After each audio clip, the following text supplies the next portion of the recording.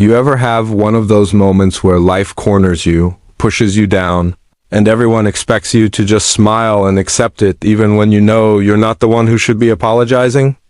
Well, that's exactly where my story begins. Imagine being blamed for something you didn't do. And the only person who could clear your name is the same person trying to tear your family apart. My name is Henry Walker, and I'm 66 years old. I've always lived quietly, never one to raise my voice or insert myself into drama.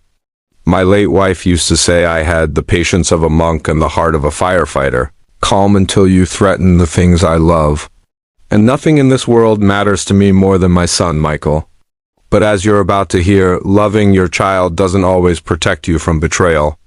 Sometimes it leads you straight into it.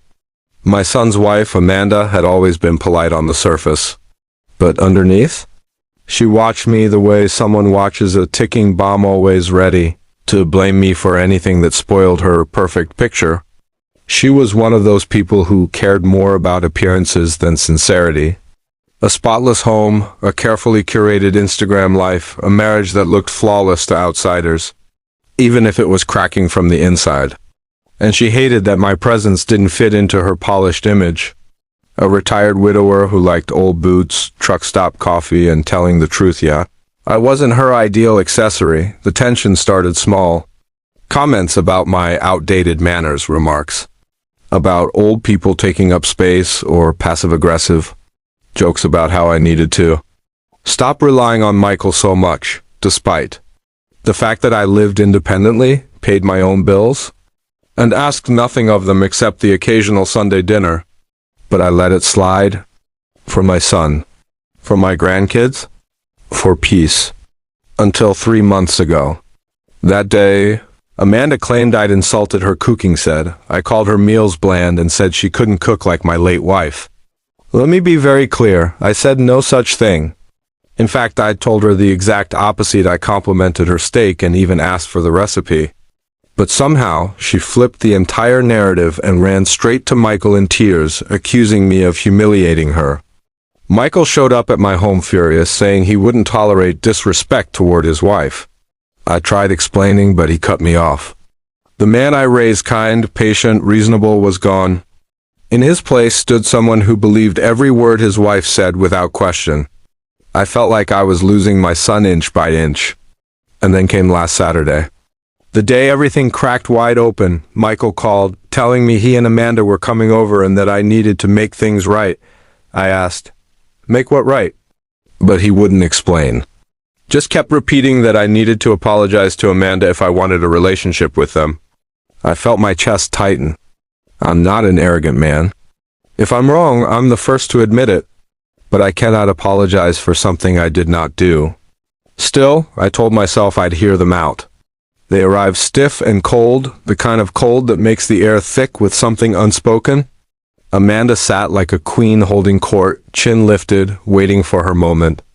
Michael crossed his arms, jaw tight, clearly expecting me to bow.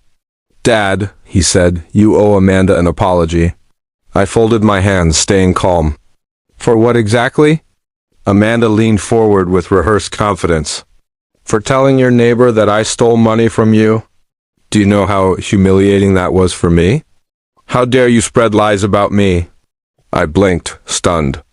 This was new, Amanda. I never said anything like that. Yes, you did, she snapped. You told Mrs. Carlson we were taking your money. I almost laughed from shock. Amanda, I've never even spoken to Mrs. Carlson about you. I said you and Michael manage your finances well. That's it. She scoffed, shaking her head dramatically. Michael placed a hand on her shoulder as if comforting a victim. Dad, Mrs. Carlson told us what you said. Why would she lie? That's when the pieces clicked.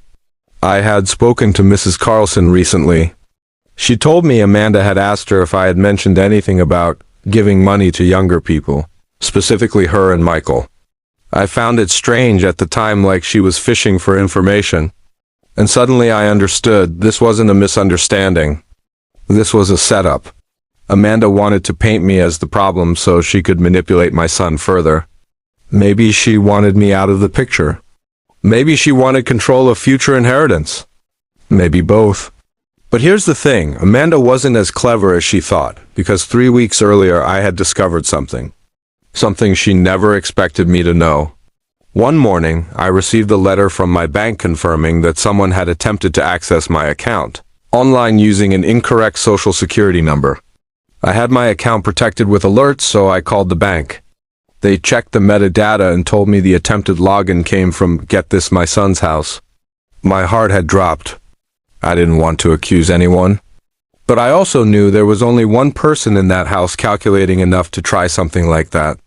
Especially after months of hinting about family money, financial planning, and how older folks should let the next generation handle things. I didn't tell anyone.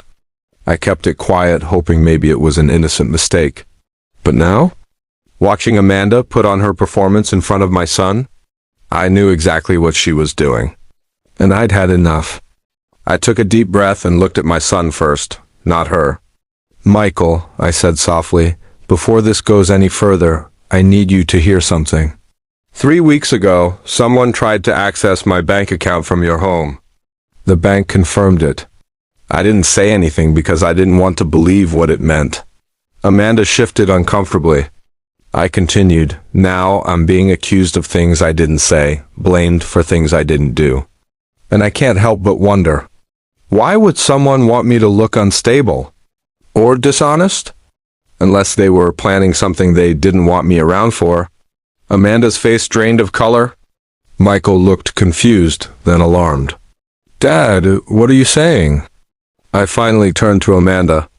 "I'm saying that I know someone tried to get into my finances, and that person was in your house. Maybe it wasn't you?" I paused. "Or maybe it was exactly you." Amanda's lips trembled. She tried to speak, "That's ridiculous, why would I?" But for the first time, Michael interrupted her. "Amanda, did you try to access my dad's account?" His voice cracked. She froze, dead silent. And in that silence, the truth screamed louder than any confession. I didn't gloat. I didn't raise my voice. I simply said, "Michael, you wanted me to apologize. But the truth is, I've spent months trying to keep this family together while lies were being told about me behind my back." Michael slowly turned toward me, eyes filling with shame. "Dad, I'm so sorry." Amanda started stammering excuses, something about just checking something, a misunderstanding, trying to help, but Michael held up a hand. He was shaking. "Amanda, stop." She burst into tears, but this time they weren't performance tears. These were panicked, guilty, cornered tears. Michael asked her to leave the room. She stormed out, slamming the door. And then my son, my grown son, sat down beside me and cried like he did when he was little. "Dad, I should have trusted you." I put a hand on his shoulder. "I know you love your wife. I understand. But love doesn't mean letting someone manipulate you." We talked for a long time, honestly. Painfully, Amanda stayed in the hallway, listening. She didn't come back inside the room. And Michael didn't ask her to. I didn't ask for an apology. I didn't need one. The truth was enough. But my son apologized anyway, again and again. Finally, he said something that broke me. "Dad, you don't ever have to apologize to her again." And for the first time in a long time, I felt the weight lift off my chest. Because he finally saw the truth without me having to say sorry for a lie someone else created.